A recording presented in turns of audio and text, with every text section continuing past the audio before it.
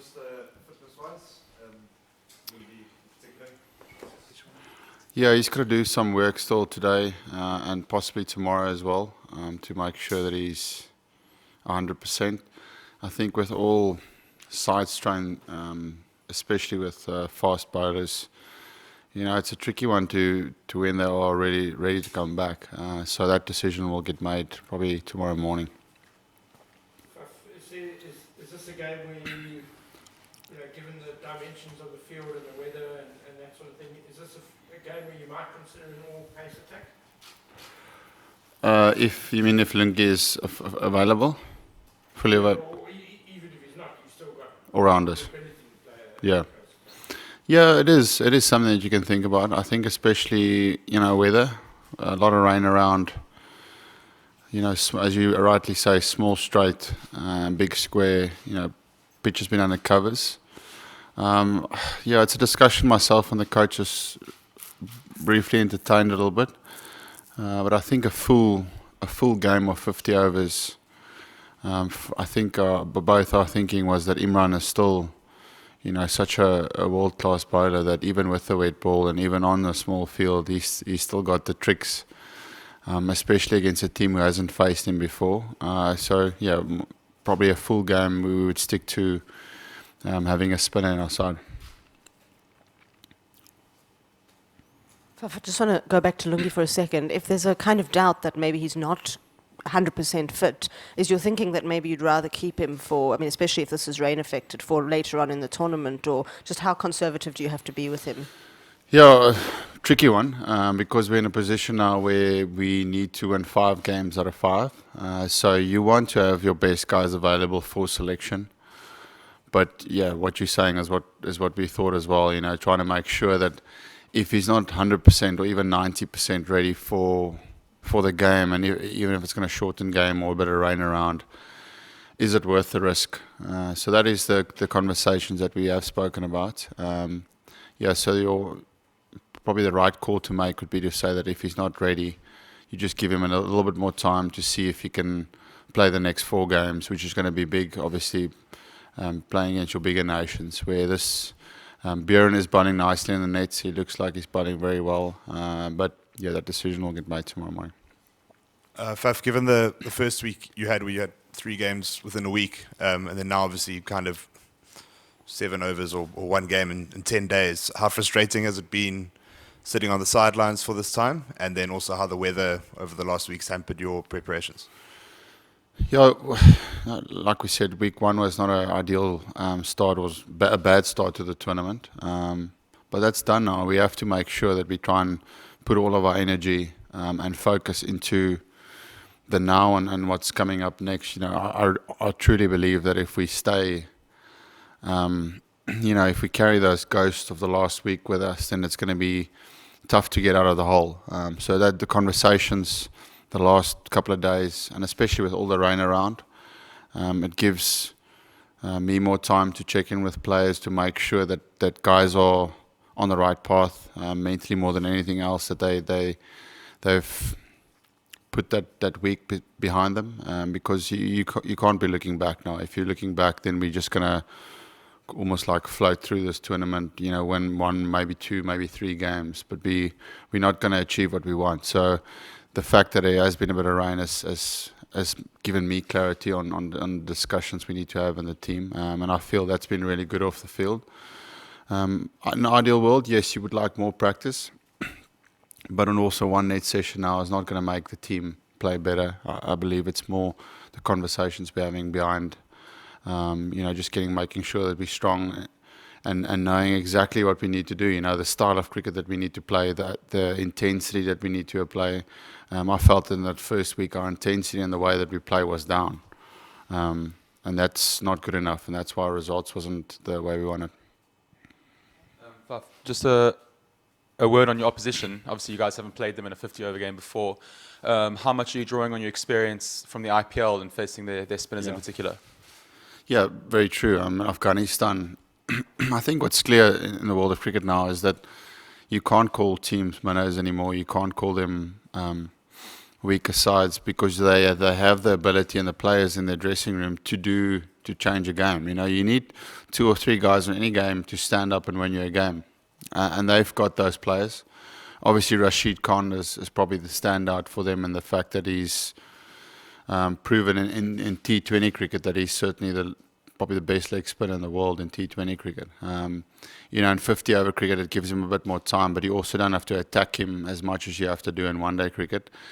So it's really important for us to make sure that the learnings that there is, you know, from the players that's played against him in the IPL, that we share that knowledge in the dressing room, and yeah, just make sure we annihilate that threat. You know, if he bowls and he's not getting wickets, then it gives us an opportunity to make sure that we can get some plays towards other bowlers. When they come into the game is when he gets on a roll and he gets 2 or 3, 4 or 5, you know, in quick succession, which he has the skills to do. So it's just about making sure you know when he comes on to bowl, what his job is. His job is to try and get a few wickets and put some pressure on our batting lineup. Faf, how different is it to prepare and also play a day-night game? We've played a lot of day-night cricket, so what you do, you try and just out of your preparation just get used to the lights, because every place you play day-night cricket, the lights feels different.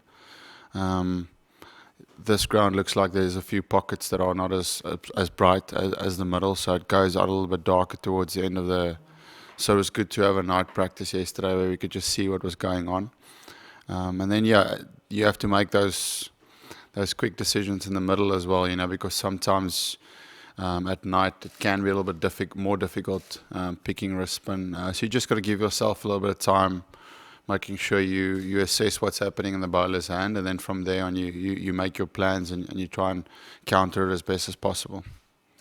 Faf, you touched on it then, but are you clear in your own mind and the squad as well that you have to win all the remaining games to have a chance of making the last 4? Yeah, that's super clear for us. I think the clarity, I mean, that's what we're trying to achieve, is to give the guys real purpose in the next 5 games. That this is, you know, actually the opportunity had where there was a bit of space for us to make a mistake here and there. Now it's, you know, everyone has written the team off, so there's our backs against the wall as a team. So hopefully that allows the guys to come out and just play the way that we want to play, the way that we can play. And I truly believe if we do that, if we play that style of play, we will be a very dangerous team. We just haven't fully unlocked that the potential that we do have on our side. You talked about discussions with players this week and while the rain's been around. Are there any specific kind of examples or sporting stories you've been calling on for like inspiration? I think a couple of IPL teams have won, you know, having lost 5 in a row at the start. Are there anything that you've been focusing the guys on, minds on? I want to keep my secrets to myself. No, it's honestly, it's just been checking in with every guy individually, see where he or she is, and then just making sure that I make it clear to them that there needs to be purpose in what's coming up. You know, you can't just hope for things to change. Hope is a very dangerous thing for me. You need to make it happen. You need to fight to try and get yourself out of that space as quickly as possible. And just finding different keys in different players where I feel they can lead better in different departments, where they can take more responsibility, where they can take more ownership. So it's about trying to unlock players' best that is lying somewhere underneath them. So hopefully we can see a little bit of that coming out in the next few games. Faf, could you explain what changes from a batting and a bowling point of view when you're playing on a field that has such short, straight boundaries?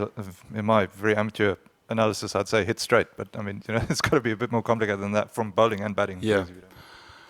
I think from a spinning point of view, guys would generally want to try and attack straight. That sounds obvious, but you know that tells you that spinners will probably try to drag the length back and make you hit square. So if bowlers do bowl like that, they actually take a little bit of their weaponry away, because they're just short of that perfect length, and then you can score naturally off any spinner. So you know there's a pro to it, but there's also a negative to that. So hopefully we can use that to our advantage. And then from a seamer's point of view, you want to be making sure that you're making the guys play square, but then also in that there's no point in just bowling short all the time. You know, it's a green surface, the ball might move around. So there's, with the skill that we have in our seam attack, it's important that we target both. You know, that you use your skill and your consistency almost like a test match, and then use the smartness of the field in when you're trying to defend, and that's obviously when the square boundaries comes into play. Sorry. Go ahead.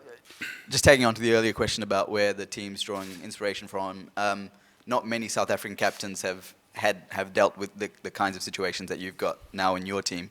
Is there somewhere that you personally draw inspiration from, captains that you played under or that you've seen who've dealt with various tough issues that you know maybe you take as an example? Well, I try and look at myself first, and I try and find ways which is my pillars and my keys to get me strong. You know, that's my family, my faith, my positive talking, my visualization. Those are things that I draw energy from, and it's important that you spend as much time into things that raises your tank, and not spend too much time on things that drain you even more. So I start that with myself, and then, you know, try and speak to the guys about what is it that keeps you in that real place where you feel like you're at your best when you're playing cricket, and then trying to unlock that with players. So it's whether it's a working recipe, I can only relate to myself, and try and tap into the other players and see if I can get them where they need to be before the game. If I'm just getting back to this ground, this is the venue where you guys last won a cricket match. How much are you drawing on that experience, and does that play into your hands? What experience are you taking from that last game? Yeah, we did. I mean, the nice thing is we played, we batted on this wicket. I suppose the positive from playing on conditions like this is the last time we played here, the ball didn't spin much. So that is a weapon that Afghanistan has, or have. They've got a very good spin attack, and if you get them on a surface that is a bit slow or does spin a bit, they just as dangerous as you know, West Indies, England, Australia with their bowling attacks, because they've got guys that can get wickets all the time. So hopefully that's the same tomorrow. Hopefully the pitch doesn't assist the spin too much. And then last time we batted, there was clear things that we could take away. The first 10 overs, the ball does nip around a bit, and even right through the innings, there is elements of that. But if you get in, you can score quickly. As the guys were saying, the boundaries are quite straight. So if you got a few options, and you do feel like you can counter really well on this ground as well. Faf, at your first World Cup as a captain, you've spoken about having to go to players and have conversations over the last 2 weeks. Would you say that in just your time as a leadership, in the leadership group and the leader of this team, you know, this World Cup has probably pushed you as far as you've ever been before? Have you had to go to a place as a leader that you've never been before? Yeah, that's fair. And I think naturally with everyone, you know, when you speak to the team before coming to a World Cup, you are preparing them for the fact that World Cups, as much as you try and make it just another game of cricket, unfortunately there is a little bit more expectation.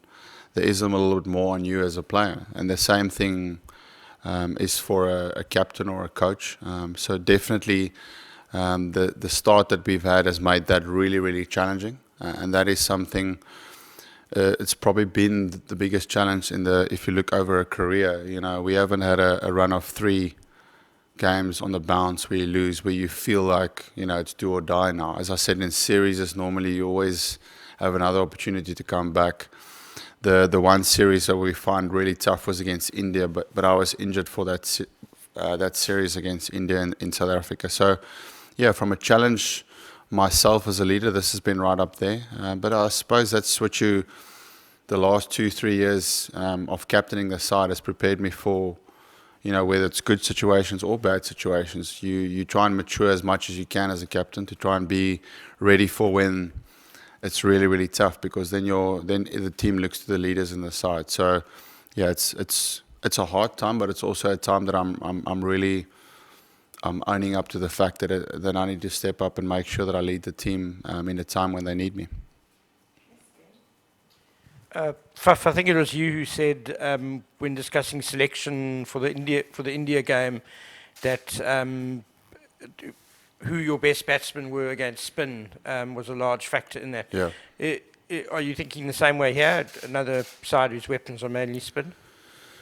Yeah, we're trying to find consistency in our personnel that we're trying to pick. You know, trying to play players to give them a run of form where they can score runs and get some consistency. The unfortunate thing with that is no one's really put their hand up to say, you know, here's consistent performances. Make sure you pick me. So if we've got 7 or 8 batters, you try and look at guys that you feel are a little bit in form. You know, that's probably why we've pushed for Aiden more than some of the experience in JP or Dave in some of the games. You know, Aiden has been on really good form himself in one-day cricket the last year. So you try and find that little balance of setting up your batting lineup. Hash, as I said after the previous game, he came in and he batted really well in those excuse me, those 2 warm-up games. So we find that he got some really good form. And the fact that we haven't had consistent performances from us as a whole batting unit makes that tough to find out who exactly is your best batters on the tournament, you know. So that's made selection a little bit trickier. So I'm hoping that guys can start putting up hands now because in a perfect world you want consistency. You want consistency in your selection. You want consistency in the guys that you back. But that Indian series was, as you say, was a case for us where we felt pick the guys that have played a lot of IPL cricket, that's faced the spinners in the IPL a lot. And obviously Aiden was left out in that game and he hasn't faced any of those spinners. But it showed on the same day that even the guys who played them a lot still struggled to play them well. So that's also not a guarantee. You're just trying to go with what your gut's telling you is the right thing to do.